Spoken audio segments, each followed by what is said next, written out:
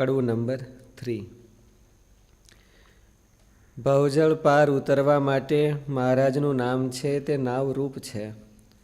સ્વામી પુરુષોત્તમ પ્રકાશમાં નામ મહિમા બતાવતા કહે છે કે પાર ઉતરા પરિશ્રમ વિના બેસી નામરૂપ એ નાવ, જે જને જયપા જીભથી તે તરી ગયા ભવદરિયાવ.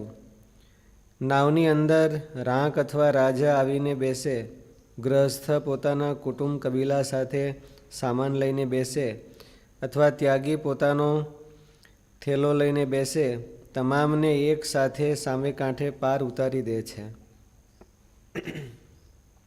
મોટું વહાણ એમ નથી જોતું કે આની પાસે ઝાઝો સામાન છે કે આની પાસે થોડો સામાન છે.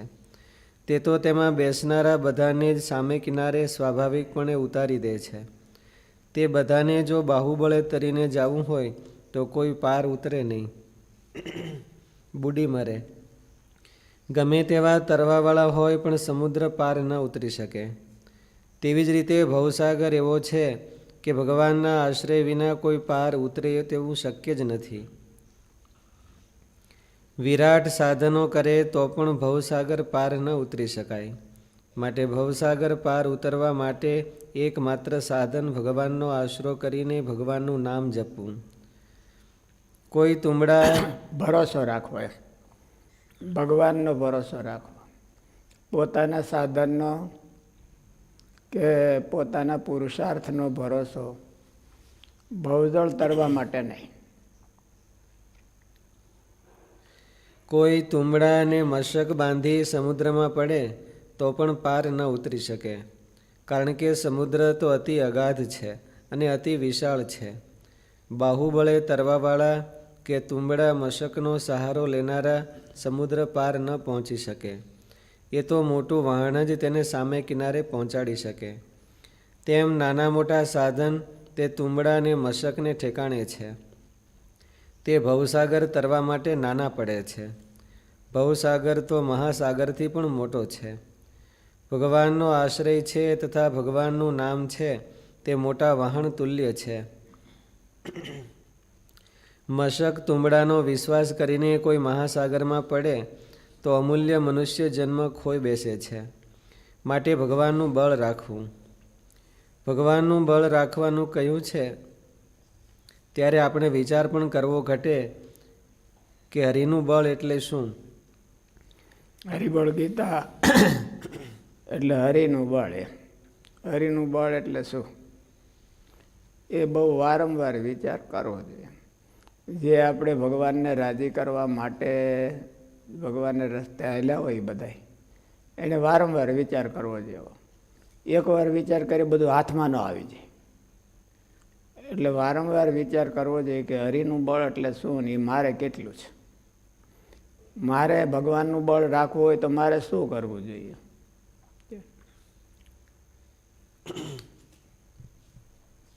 મહારાજના મિશનનું કાર્ય હોય, મહારાજના મિશનનું કાર્ય હોય તો એની અંદર ભગવાનનું બળ રાખી અને રિસોર્સિસ ન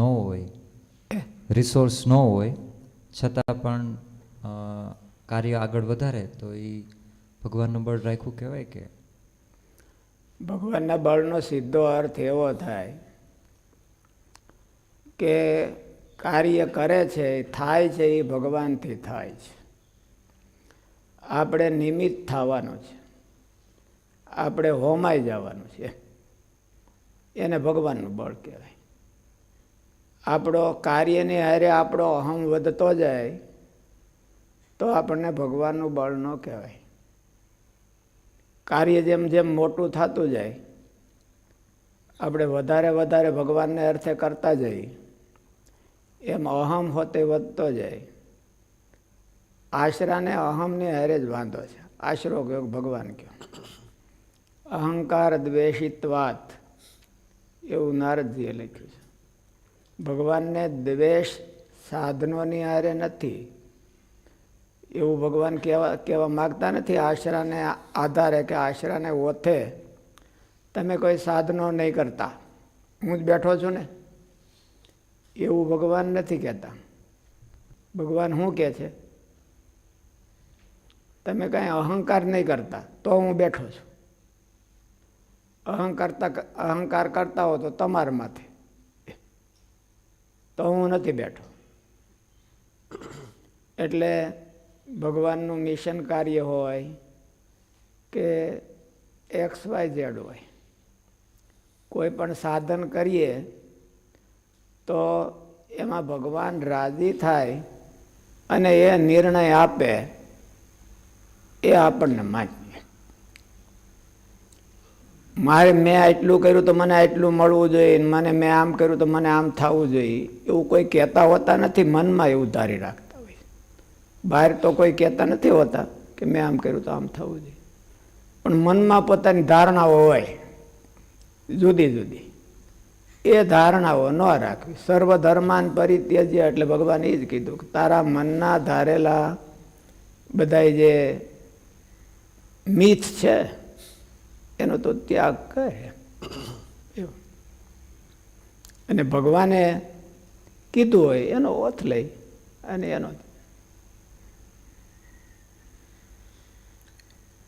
ભગવાનનું બળ રાખવાનું કહ્યું છે ત્યારે આપણે વિચાર પણ કરવો ઘટે છે કે હરિનું બળ એટલે શું.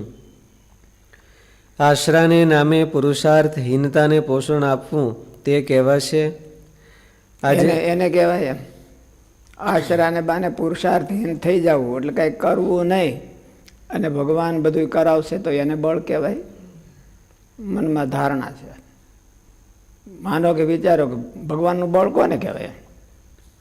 આપણા સાધનનું બળ નહીં અને ભગવાનનું બળ રાખવું તો સાધન કાંઈ ન કરે અને ભગવાનને ભરોસે બેઠો રહે તો એને આશરાનું બળ કહેવાય.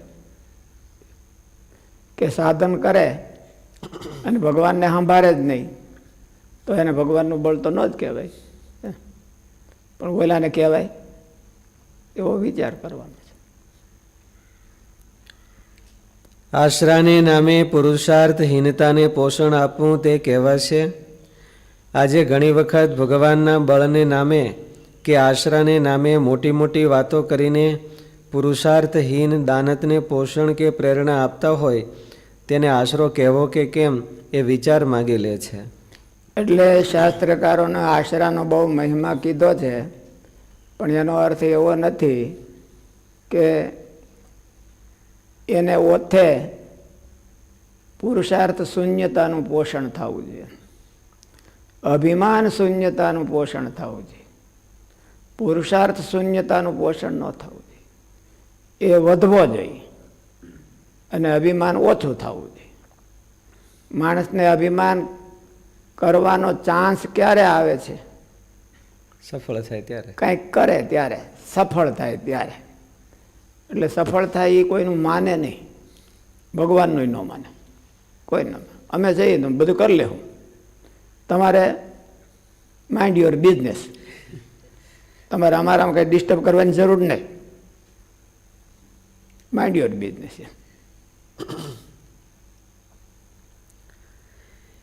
આજે ઘણી વખત ભગવાનના બળને નામે કે આશરાને નામે મોટી મોટી વાતો કરીને પુરુષાર્થહીન દાનતને પોષણ કે પ્રેરણા આપતા હોય તેને આશરો કહેવો કે કેમ એ વિચાર માગી લે છે. એટલે ન જ કહેવો, એમ એને આશરો ન કહેવો.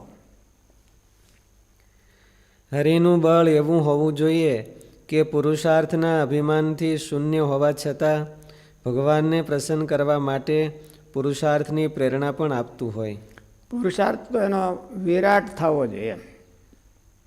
આપણે કાલે વાત કરી હતી કે પ્રહલાદજીએ ભગવાનના નામ ખાતર કેટલું સહન કર્યું એમ.